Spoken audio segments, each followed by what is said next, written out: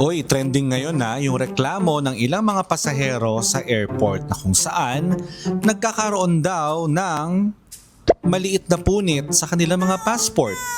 Kaya ang tanong ngayon, talaga bang madedenay ka sa iyong flight kapag merong maliit lamang na punit sa iyong passport? Alamin po natin. Yes, ayon sa Department of Foreign Affairs at International Rules, kapag may sira malapit sa photo page o biometric chip, valid reason yan para hindi ka payagan. Pero kung minor lang, like normal wear sa gilid ng page, immigration mismo ang may final say.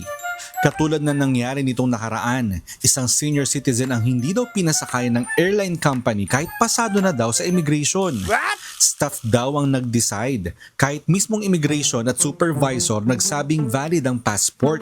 Kaya tandaan to, huwag basta iwan ng passport sa kahit sino. Laging kumuha ng malinaw na picture ng bawat page bago bumiyahe. Kung may issue, immigration ang magdedesisyon, hindi airline staff. At kung may ganyang insidente, humingi ng supervisor at itala ang pangalan ng staff. Walang Pinoy traveler ang dapat maagrabyado dahil lang sa power tripping o palpak na coordination. Kaya po mag-ingat tayo sa susunod at syempre alamin po natin ang ating mga karapatan. Sana po may natutuhan kayo at laging tatandaan mapalad po ang tao na nakakasumpong ng karunungan at ang tao na nagtatamo ng kaunawaan.